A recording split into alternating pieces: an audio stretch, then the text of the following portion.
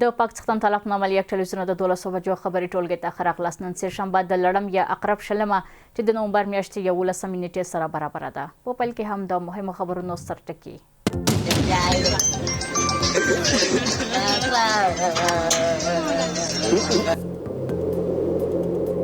په نوې ډیلي کې چاودنه او د داعش د 3 غړو نیول. په هند کې امنیتي اندېښنو سره د داعش 3 غړي د بیولوژیکي کیمیاوي بریدونو د پلان له امله نیول شوي دي.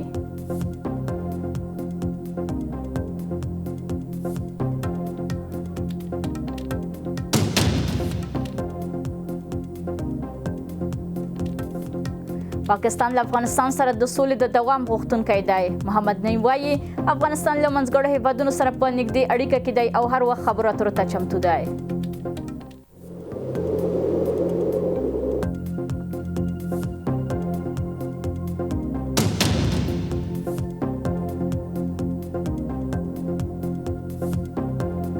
او محمود خان اکسترا وایي چې د پاکستان چارواکي د انګریزانو پر پل روان دي.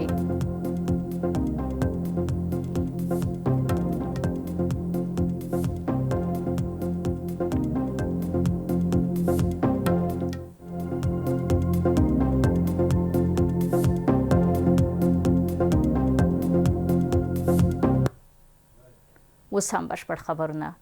د هند پلازمینه نوې ډیلي د لالقلا تر څیرمه د تیر ماښام شوي چاودنې په پایله کې 14 کسان وژل شوي او 10 تنه نور ټپیان دي. د هند لومړي وزیر نریندرا مودي پیښه ترهګریز برید بللی او له امنیتي چارواکو سره یې د رسونې لړۍ پیل کړې ده. هممهاله د هند امنیتي ځواکونو چې د داعش ډلې 3 غړي یې د ګجرات ایالت په بېلابېلو سیمو کې نیولي دي، نیول شوي کسانو پلان درلود چې په ډیلي، حیدرآباد او د لکنو ښارونو مابدونو کې د اوبو، خوړو او نظر په موادو کې زهر ګډ کړي، څو خلک مسموم او ووژني. چارواکي د دې اقدام د خطرناک او تاکتیکي طبیعت یادونه کوي او د امنیتي وضعیت د خرابېدو خبرداری ورکړی دی.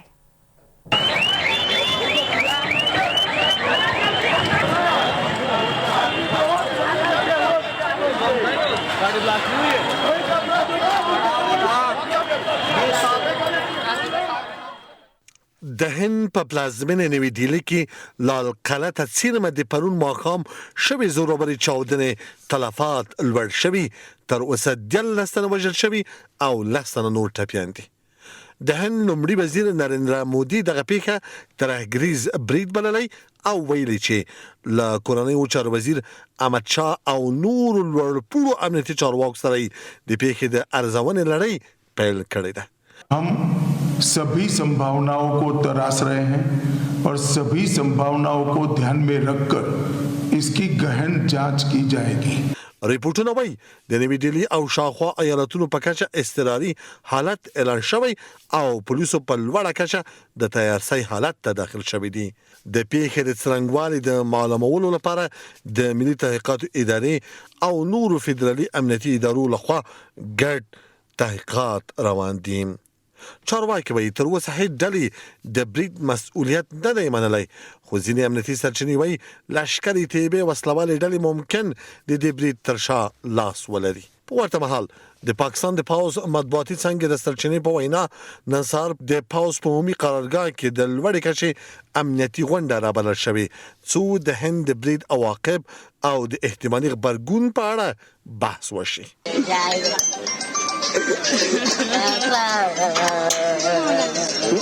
په همدې حال کې د هند امنیتي ځواکونو اعلان کړی چې د داعش ډلې 3 غړي د ګجرات ایالت په بیلابیلو سیمو کې نیولي دي. چارواکي وایي نیول شوي کسانو پلان درلود چې د ډیلي، حیدرآباد او لکنو ښارونو په ځینو معبدونو کې د اوبو، خوړو او نظر په موادو کې زهر ګډ کړي څو خلک مسموم او ووژني. د هند ملي تحقیقاتو ادارې د چارواکو په وینا دا د داعش لخوا یو تکتیکي او خطرناک پلان و چې موخه د خلکو ډلهیزه وژنه او ګډوډي وه. همدارنګه چارواکو ویلي څو ورځې وړاندې یو 14 کلن روسي ځوان هم نیول شوی چې په ټولنیزو رسنیو کې د داعش لپاره تبلیغات کول. امنیتي کارپوهان وایي د نوې ډیلي ورستۍ چاودنه او د داعش د غړو نیول د هند امنیتي وضعیت د خرابېدو نښه ده او ښایي چې د سخت دریزو ډلو فعالیتونه په سیمه کې لا پسې پراخ شوي دي.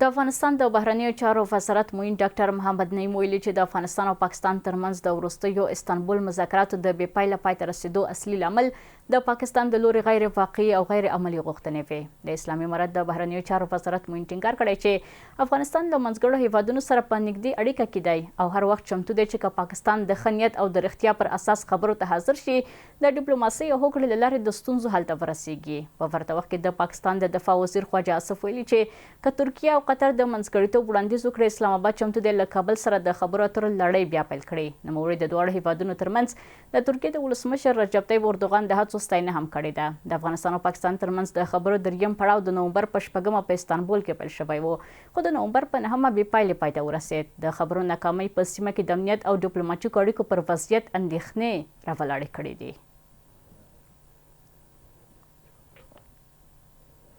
د افغانستان د بهرنیو چارو وزیر امیر خان متقي د کابل او اسلام آباد ترمنځ د خبرو اترو د ناکامۍ لامل د پاکستاني لوري غیر معقولي غوښتنې چې تحریک طالبان پاکستان باید افغانستان ته ولیږدول شي شامل دي. ښاغلي متقي په پاکستان کې د تحریک طالبان پاکستان په ګډون ټولې ډلې د هغه هیواد کورنۍ ستونزه وبلله او له اسلام آباد یې غوښتل چې په هغه هیواد کې د امنیت ضد پیښو پړه پر افغانستان باندې چوي. په ورته وخت کې د پاکستان د بهرنیو چارو وزارت په یو مطبوعاتي اعلامیه کې ویلي چې پاکستان په هغه هیواد کې د هیڅ مخالف ډلې سره په خبرو اترو کې ونډه وانخلي او له افغانستان یې غوښتل چې په جدي توګه له ترهګرۍ سره مبارزه وکړي.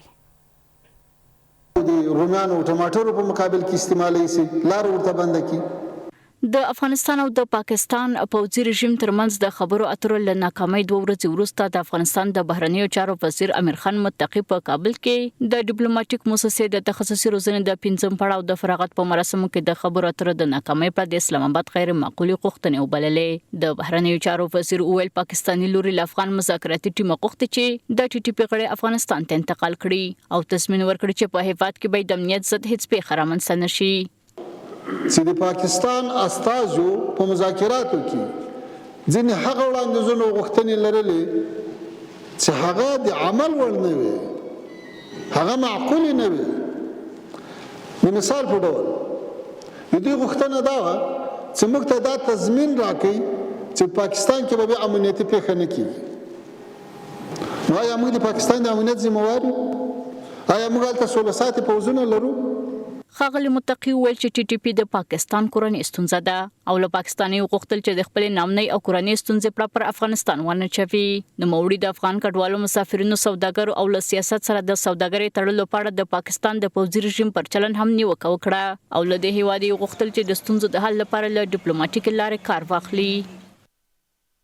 د افسوس وړ خبره ده یو هیواد یو حکومت یو پوځ چې ځان ته اټومي قوت وایي ځان ته یو پرمختللی پوځ وایي او بیا دغه قوت چې استعمالي په چا استعمالي په مهاجرونو باندې استعمال کړي له کورو یې راباسي ماشومان یخ ته اچي بندیخانې پرې ډکوي په مسافرو په مریضانو په تجارانو لارې بندوي. اټومي قوت د پیازو د رومیانو او ټماټرو په مقابل کې استعمالي سي لار ورته بند کړي. له بل خوا د پاکستان د بهرنیو چارو وزارت په یو مطبوعاتي اعلامیه کې دارت کړی چې د هیواد پلاوی د خبرو اترو مخه نیسي او ویلي دي چې اسلام آباد به د خپلو اتباعو د امنیت د ډاډمنولو لپاره هیڅ هڅه ونه سپموي. په مطبوعاتي اعلامیه کې دا هم ویل شوي چې پاکستان به په هغه هیواد کې د هیڅ وسلوالې مخالفې ډلې سره په خبرو اترو کې ونډه وانخلي. په ورته وخت کې ایران یو ځل بیا په هغه هیواد کې د خبرو اترو د نوي پړاو پیلولو او د سولې هوکړې ته د رسیدو لپاره د منځګړیتوب لپاره خپل چمتووالی اعلان کړ. تمام کشورهای جهان باید بداند که افغانها جنگ نمیخواهند صلح میخواهند مثل که امارت اسلامی افغانستان برای تمامی کشورهای همسایه منطقه و جهان اعلام داشته است که ما با تمامی آنها سیاست متوازن میخواهیم و خاک ما بر ضد هیچ کشور استفاده نخواهد شد. ولی اگر بعضی از کشورها مثل پاکستان از بادرانشان پول به دست آورده باشد و قصد میخواهند که با ما جنگ نمایند باز جواب دندانشکن را مثل که با پدر و پدرکلان آنها که انگلستان و امریکاست دادیم با آنها نیز خواهد جواب دادیم. د یادونې ده چې د ترکیه ولسمشر رجب طیب اردوغان د دوشنبه په ورځ ویل چې نوموړی برافانونه د افغانستان او پاکستان ترمنځ د کړکېچ د حل لپاره اسلام آباد ته یو لوړپوړی پلاوی واستوي. د افغانستان لپاره د امریکا پخوانی ځانګړي استازي زلمي خلیلزاد هم د ترکیې له دې اقدام هرکلی وکړ او د سولې د یوې هوکړې هیله یې څرګنده کړه.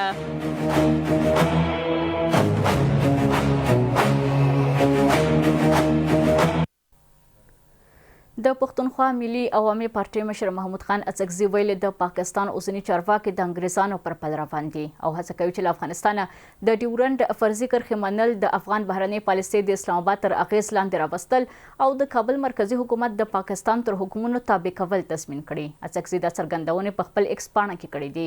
نوموړي ویلي د اسلام آباد درېیمه غوښتنه دا ده چې په کابل کې مرکزي حکومت د پاکستان تر امر لاندې عمل وکړي. نوموړي د پاکستان اوسنۍ چارواکو ته د جاهل خطاب کړی او ویلي دي چې دوی د دوستۍ او سیمهییز هوکړې په هنر نه پوهیږي.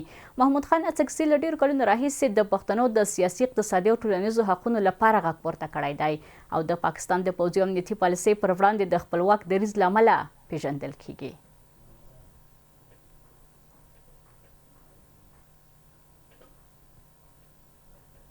تیره ورځ د جرمني په بن ښار کې د افغانستان قونسلګرۍ د خپل فعالیت له پیله خبر ورکړ. د بهرنیو چارو وزارت د عامه اړیکو رئیس احمد تکل هم ویل چې په بن ښار کې د افغانستان قونسلګرۍ خدمات له پرونه پیل شوي دي او غوښتونکي کولی شي په آنلاین بڼه نوبت ونیسي او له دې لارې قونسلګرۍ خدمات ترلاسه کړي.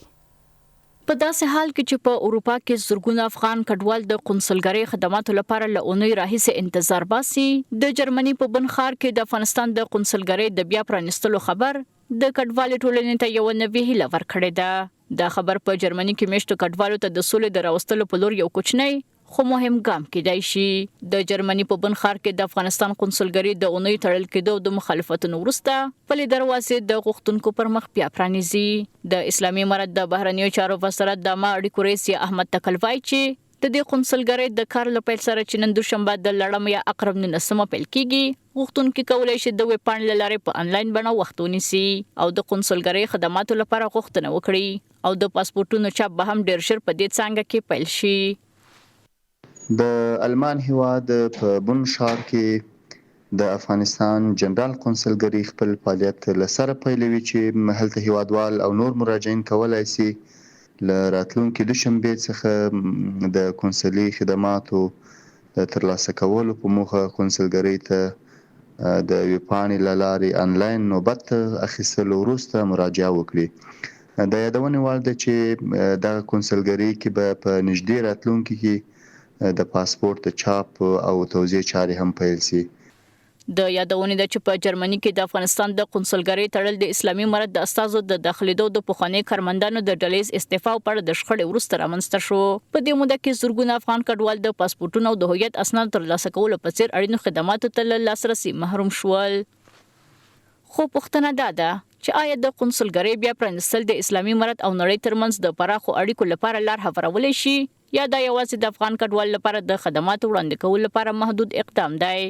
بازگشایی دوباره یا اثرگیری کار و فعالیت این قونسلگری میتواند زمینه‌های بهتری را به جهت ارائه خدمات قونسولی برای هموطنان عزیز ما و همچنین جلوگیری از سفرهای دور و دراز به شهرهای دیگر آلمان صرفه‌جویی بکند که البته یک اقدام نیک میباشد، اما از آن جایی که کشور آلمان هنوز حکومت سفر از افغانستان را به رسمیت نشناخته است، ولی تحویلی سفارتخانه و قونسلگری و آغاز فعالیت آنها میتواند نه تنها در قسمت ارائه خدمات قونسولی برای هموطنان مفید باشد، بلکه میتواند در قسمت تعامل بیشتر آلمان و همچنین گسترش روابط سیاسی و دیپلماتیک و افغانستان در آینده ها برای افغانستان و خود آلمان نیز مهم باشد. دا په داسې حال کې ده چې د جرمني او د افغانستان د اسلامي امارت ترمنځ اړیکې تل د سیاسي، بشري حقونو او کډوالو ننګونو له امله اغېزمنې شوې دي او جرمني لا تر اوسه اسلامي امارت د افغانستان د رسمي حکومت په توګه نه دی پیژندلی. خو په ځینو برخو کې لکه د افغان کډوالو د راستنېدو په برخه کې همکاري له اسلامي امارت سره محدود تعامل رامنځته کړی دی. د هیواد د کورنیو چارو وزارت ویان مفتي عبدالمتین قانی ویلي چې د هرات د امنیتي قومندانۍ د 9مې امنیتي حوزې پولیسو د دقیق کشفي عملیاتو په پایله کې د 14 کسیزې وسلوالې ډلې له نیونې خبر ورکړی دی. ښاغلي قانی زیاته کړې نیول شوي کسانو د هرات بېلابېلو سیمو کې د خلکو موبایلونه، موټرونه، کورونه او پلورنځي غلا کړي وو. د لومړنیو څېړنو پر مهال دې کسانو په خپلو جرمونو اعتراف کړی دی. د یادونې وړ ده چې له نیول شویو کسانو 9 بېلابېلې وسلې، 3 موټر سایکلونه او 2 موبایلونه ترلاسه شوي دي او اوس د امنیتي ځواکونو تر څارنې لاندې دي. د هرات ښار اوسیدونکي د پولیسو د دې پر وخت عملیاتو ستاینه کوي او وایي چې د پولیسو حضور په چک پوینټونو کې خلکو ته د امن او ډاډ احساس ورکوي.